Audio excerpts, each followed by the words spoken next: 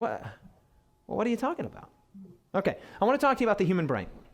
The human brain is the most complicated thing in existence by far. Nothing even compares. Nothing, no computer, no supercomputer, nothing in the universe even begins to compare to the massive complexity of the human brain. Let me try and show you just a little picture of how complex the human brain is. First of all, the human brain is made up of somewhere between 100 and 200 billion neurons.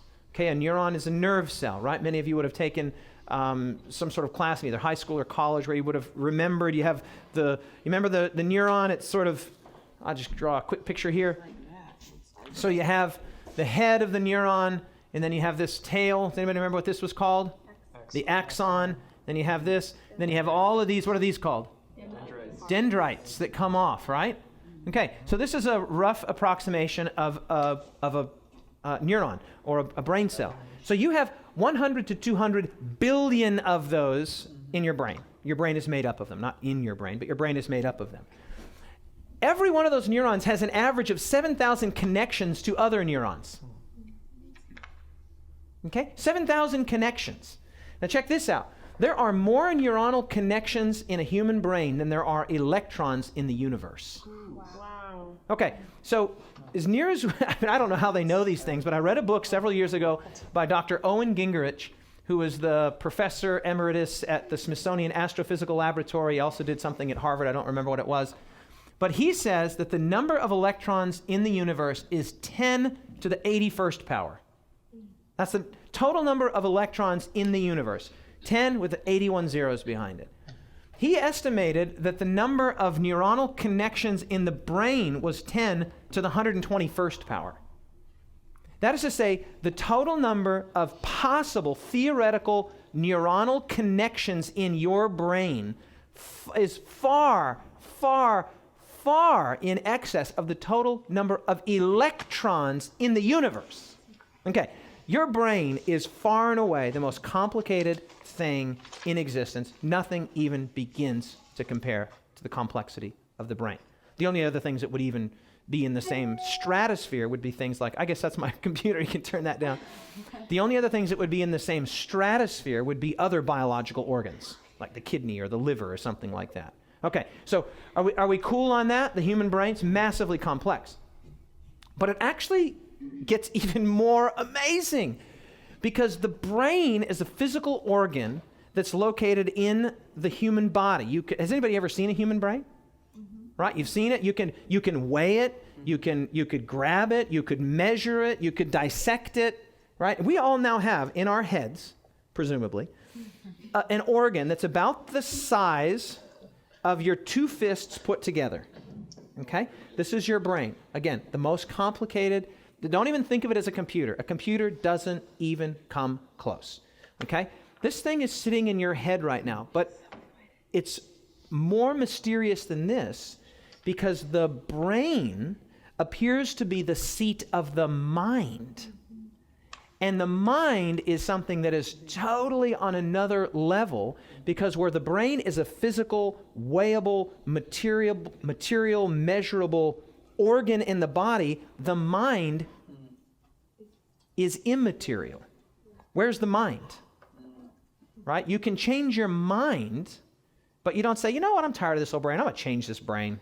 No, you change your mind. Now, your brain actually can change. It can morph, and certain areas of the brain can get larger or smaller, but you can't, like, exchange this one for another one. Like, I'm tired of this old brain. Give me another one. No, you change your mind, not your brain. The mind is a tricky thing. The mind is seated in the brain. We're certain of this, but what the mind is very, very difficult to say. Nobody quite knows what the mind is. And the mind is your identity, it's your character, it's your sense of self, it's your personhood, it's the ability to assess the world around you, make decisions, right? It's seated in this marvelously complex physical organ called a brain, but the mind is another level beyond. And this is I'm introducing to you here what's sometimes called the mind body or the mind brain dichotomy or dilemma. Dilemma is maybe not the right word there, but the mind body problem. Because the brain is a physical organ, the mind isn't. Right? You never have your mind removed. You don't never have a hemispherectomy on your mind. Where is that thing? We don't know where it's at. Okay, now let's sort of follow this through. Alvin Plantinga again. As we go up the evolutionary scale, okay, we're going up these letters of complexity, right? From less complex to more complex to hugely complex to human.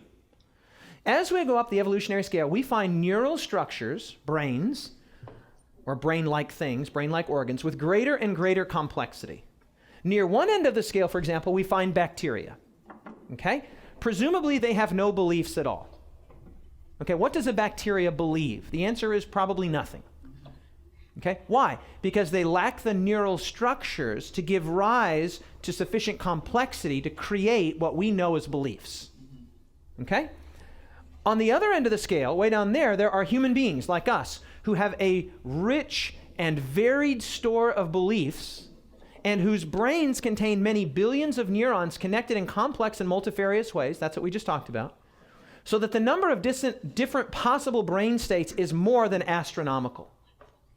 Okay? Let me just finish this quote and I'll get you, Clint. The number of different possible brain states that your brain can be in terms of certain neurons firing and others not firing, as he says, is astronomical. That's just his way of saying it's more than the vastness of the universe.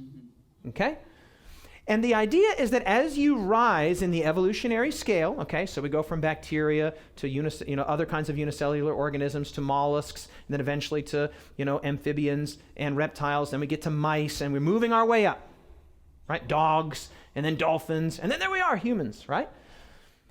The idea is that as you rise in the evolutionary scale, as you go through more and more complex neural structures, at a certain point, we don't know where, there arises something we can properly call a belief, something that is true or false.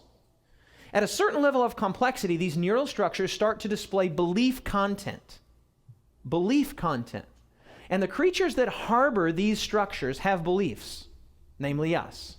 I believe, for example, that I'm hungry right now because I didn't get the breakfast that you got.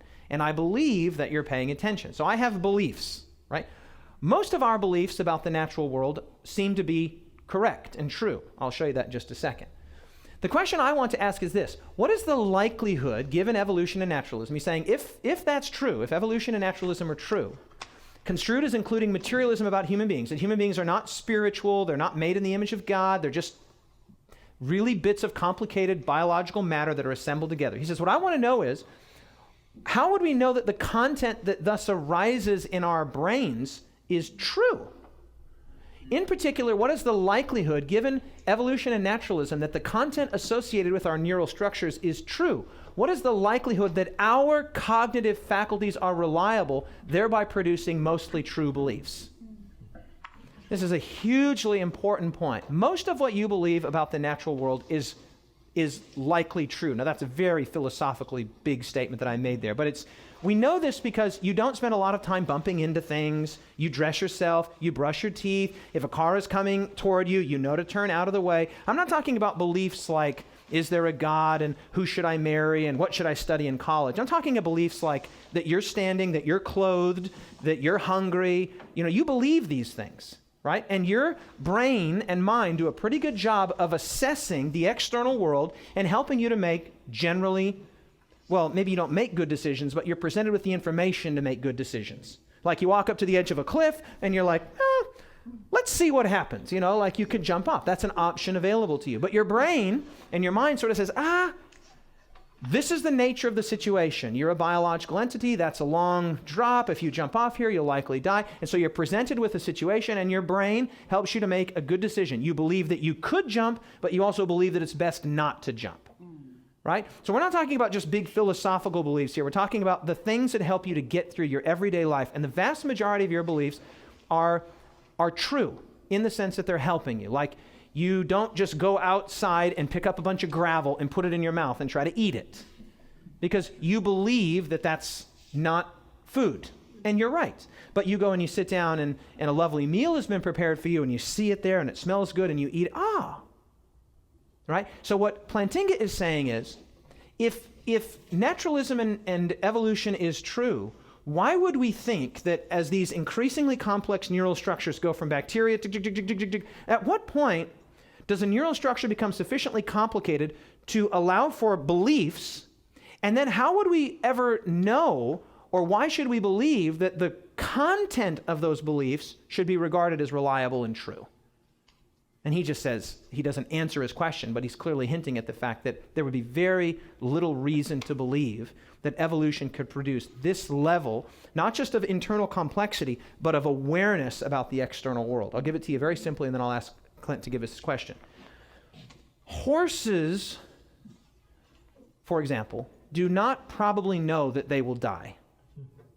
Horses don't spend time contemplating the symphonies of Mozart. Horses are not aware of, as I've already said, of their own mortality. Horses do not spend hours looking longingly at the sunset and remembering the good old days. Horses clearly have some awareness. They have the ability to feel. They have the ability to think. They have the ability to reason, right? But if the highest level of intelligence on planet Earth had only evolved to the level of a horse, the universe would be marvelous, it would be complex, it would be amazing, it would be astonishing, and no one would know it. Now, this is a hugely important point that surely ought to raise our suspicions, and this is how it goes. Follow this carefully.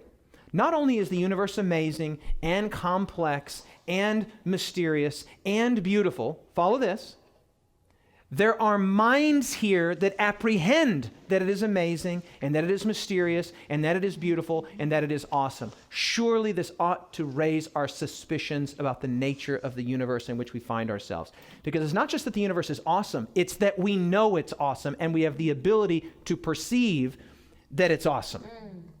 You get the point? If all you have is a horse, the universe could still be all of the grand, beautiful, wonderful, awesome thing that it is, and no one would ever know. If the highest intellectual neural structure that we had was an earthworm, the earth would still be all of this amazing thing that it is, the right distance from the sun and the force of gravity and Newtonian and Einsteinian physics. All of that would still be true, but no one would know it. So what you have is not just an amazing earth that's designed, apparently very congenially, for the existence of life.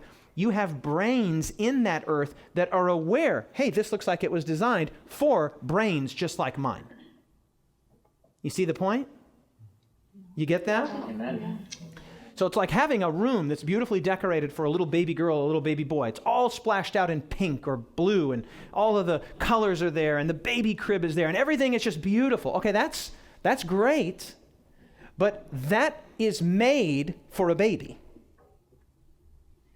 Right? And you say, oh, if you saw that environment, you'd say, oh, you're having a baby.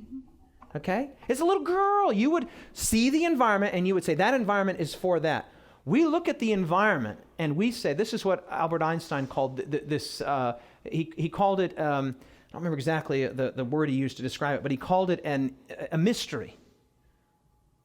That we should not only live in a universe that's as awesome as it is and so tailored for the existence of intellectual life, but that there should be brains here that are capable of intellectual life.